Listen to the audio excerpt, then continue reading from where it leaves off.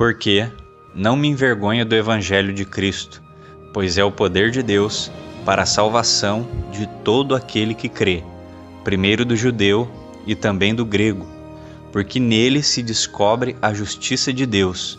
Romanos, capítulo 1, versículos 16 e 17. A doutrina de Cristo é pura e imaculada, e o Evangelho é o presente de Deus ao mundo. Aliás, o maior de todos os presentes, a vida eterna. As doutrinas bíblicas são divinas e perfeitas. Sua perfeição e eficácia fazem da palavra de Deus inerrante. Ora, sabemos que Deus não erra. Sua palavra é infalível. Caso contrário, seria incapaz de nos salvar e libertar do pecado. E essa é a maior prova de que ela é verdadeira, a saber, que ela tem salvado homens e mulheres das garras do pecado e das trevas. Jesus veio nos trazer o Evangelho, deixando bem claro que sua doutrina não era proveniente de nenhuma imaginação humana, quando diz: porque eu não tenho falado de mim mesmo, mas o Pai, que me enviou, ele me deu o mandamento, sobre o que hei de dizer e sobre o que hei de falar. E sei que o seu mandamento é a vida eterna. Portanto, o que eu falo como o Pai me tem dito. João capítulo 12, versículos 49 e 50. E nada faço por mim mesmo, mas falo como o Pai me ensinou. João capítulo 8, versículo 28. De forma que, pelas doutrinas bíblicas, podemos ver em ação a mente brilhante de Deus. Assim como as doutrinas dos homens são concepções humanas, as doutrinas bíblicas são verdades divinas. Desde o momento em que ele trouxe sua palavra ao mundo, os homens têm questionado sua veracidade, ignorando completamente os seus efeitos eficazes. Gabam-se de questionar a historicidade, as traduções e até os erros do ponto de vista linguístico nas escrituras sagradas, revelando apenas o quão fracos e infantis eles são. Ora, o que qualifica e define um remédio é o fato de ele ser capaz de curar o doente, a composição, a substância, e nisso afirmamos: as Escrituras têm sido o único remédio eficaz capaz de curar o pecador, sem efeitos colaterais. Podem ocorrer erros sintáticos nos textos da Bíblia, o que não nos causa nenhum espanto, visto que muitos de seus escritores eram pescadores ou homens do campo, salvo algumas exceções.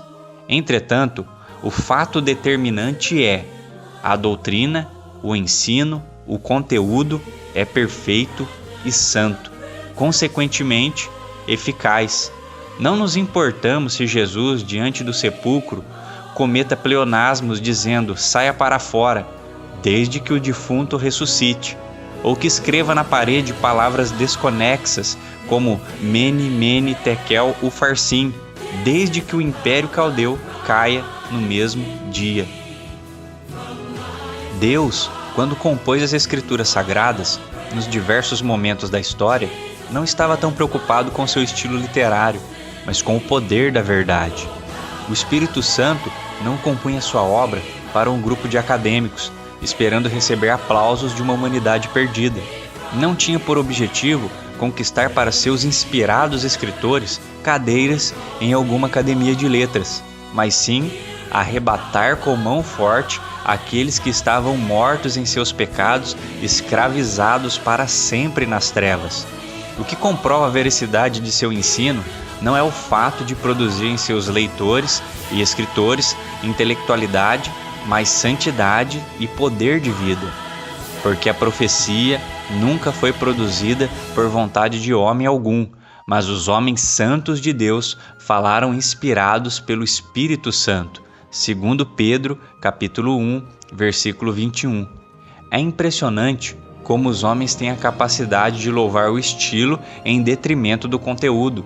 No tempo dos apóstolos não era diferente, tempo em que a Grécia era o berço do conhecimento, ciência e filosofia, porque os judeus pedem sinal e os gregos buscam sabedoria, Mas nós pregamos a Cristo crucificado, que é escândalo para os judeus e loucura para os gregos.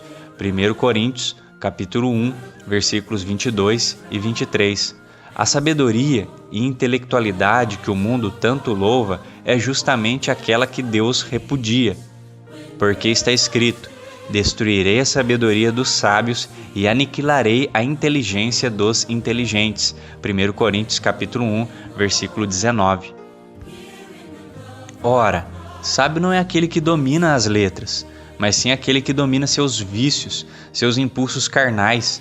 Veja como louco e perdido é o mundo, e como tão escravizados são os homens, a ponto de dominarem um texto e não controlarem suas línguas, dominarem um átomo e não controlarem sua imoralidade, dominarem a energia nuclear e não controlarem suas mentes depravadas.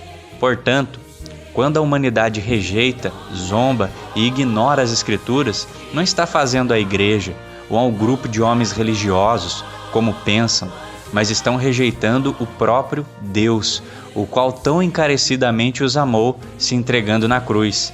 Não há nada mais doce, mais poético, mais sábio e mais constrangedor do que alguém dar a vida em seu lugar. Mas Deus prova o seu amor para conosco, em que Cristo morreu por nós, sendo nós ainda pecadores. Romanos, capítulo 5, versículo 8. Ó homem perdido, até quando te deixarás seduzir pela beleza de uma argumentação? Estás cego? Não pode vislumbrar a arquitetura do Calvário? Não consegues ver o lindo discurso da cruz? E que nela Jesus poeticamente te diz: eu te amo e sou capaz de dar a minha vida por você?